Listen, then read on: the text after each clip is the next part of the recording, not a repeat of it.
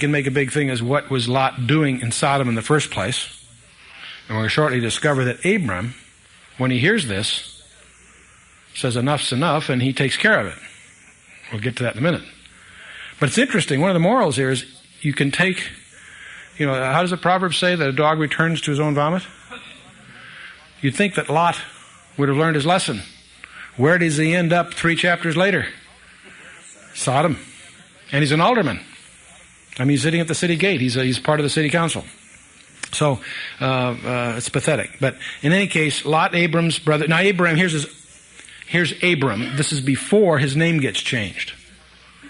But if I say Abraham, pardon me, I'm using the name by which we know him better. Abram and Sarai had their names changed. Abram and Sarai and Ishmael. Now, Ishmael was the son of Hagar, who was an Egyptian from Ham, which had a curse. So if Abraham read his scriptural homework, he knew that Ishmael couldn't be of the promise. God was going to handle it his way.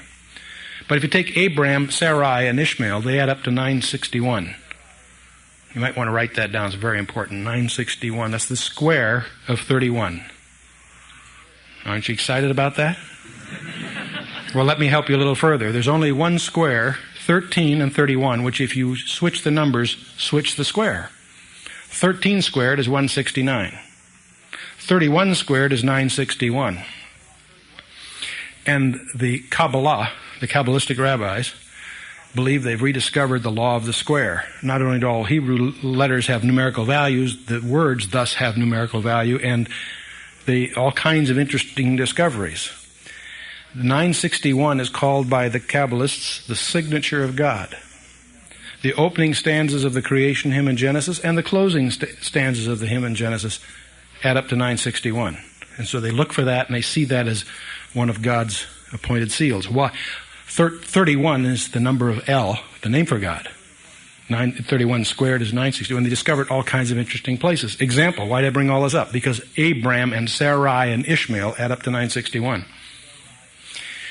When Abraham's name is changed, Sarai is named Sarah.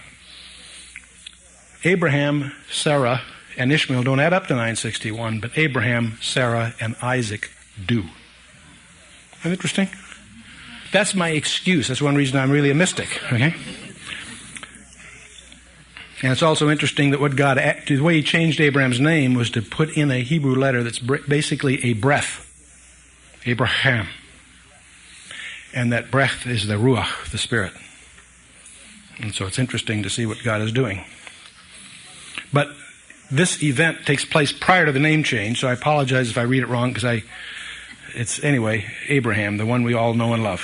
Verse 13. And there came one that had escaped and told Abram the Hebrew. Now this is the first place the word Hebrew appears in the scripture. It means the one who crossed over from the river. That's what most commentators believe. It's also derives from Eber, which was an ancestor. But in any case, it's generally viewed, the term Hebrew is first used here. Abraham was known as the Hebrew. He was one who crossed over. He had his, I assume, somewhat nomadic empire there. And as somebody that escaped from this devastating battle came and told Abraham, who dwelt by the oaks of Mamre, and we're going to come back to the oaks of Mamre. Mamre the Amorite, the brother of Eshcol, the brother of Abner, and they were confederate with Abraham, so they had an alliance here. Now, verse 14 is interesting. And when Abraham heard that his brother was taken captive, what did he do? He armed his trained servants, born in his own house, 318 of them, and pursued them unto Dan, that is way to the north. Now, this word, the Hebrew word here for trained servants, occurs nowhere else in the Bible. But it does occur in some early Egyptian documents, and it's there used of trained mercenary soldiers. So the term doesn't mean just trained like they read some manuals. They practiced, were expert at what? The art of war. Interesting, provocative insight. Abraham is not a docile pacifist. He is a steward of resources and has anticipated, apparently, the need to bear arms. I think that's very fascinating. And we have here recorded, without much comment, the fact that he dispatches these trained servants. And it says born under his own house. And his house is big. I mean, that's an expansive term, I'm sure. But 318 of these pros. And what they're going to do is defeat a confederation of 4 kings. And these 4 kings are no pushovers because they've just defeated the 5-king alliance in the south, which included Sodom, which included Lot, and that's how Lot was taken prisoner, was spoiled. So verse 50, we also find that Abraham was quite a general. God has many, many gifts. And apparently one of the spiritual gifts given to Abraham at this time was generalship, because he does pretty shrewdly here. He divided his men against them. He and his servants by night smote them, pursued them unto Hobah, which is on the left hand of Damascus. And he brought back all the goods, and also brought again his brother Lot and his goods, and the women also, and the people. Interesting guy. Now, incidentally, if you go up to Laish, up to the north, in the area of Dan, they have just recently discovered a mud gate. Mud gates, by the description of the art form, don't last. We've read about them, heard about them, never found one. Up in Laish, there is one that apparently was made and buried. Something happened to bury this in such a way that it didn't get destroyed over these thousands of years. They've recently excavated, and it's one of the sites, if you're archaeologically oriented, if you're in Israel, you can go up to the north to the area of Dan and see the gate at Laish. That gate might have been a gate that Abraham went through at this time in Genesis 14, which is kind of exciting. When we visited Israel last year, it's strange that particular event, that particular somehow captured the imagination of the whole group. We saw many interesting things, but the mud gate at Laish somehow was a real link to the deep past. It was fascinating to see a gate that Abraham himself may have gone through. And indeed, it's possible, perhaps, that the attack and the destruction gave rise to an event that caused this gate to be buried before the elements destroyed it, because these are not of a material composition that endures like stone kinds of things do. And so it's considered a major archaeological find. In any case, now, Abraham is obviously the man of the hour. He comes back, and we won't finish 14, but there is an event I want you to be aware of. When he comes back, he stiff-arms the king of Sodom, who wants to reward him, and he won't take that because he regards the king of Sodom as aloof, a distant, he didn't do it for him, he did it for Lot. But he does do obeisance to another king.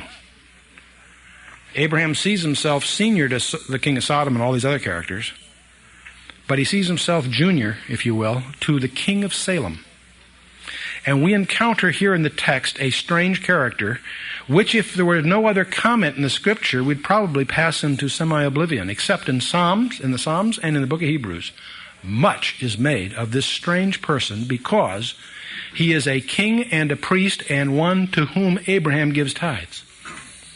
Now, in the scripture, he is presented as having no beginning and any end.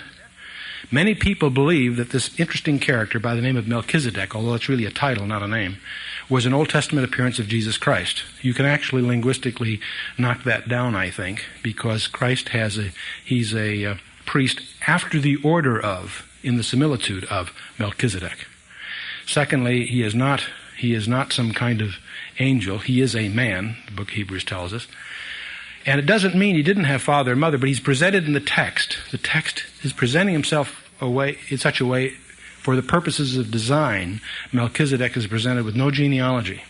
Some people believe he is Shem, because Shem is still alive at this time, except Shem's genealogy we do know, and the writer of Hebrews points out this one we don't. So he's a mystery in some sorts, but he's primarily there for our instruction.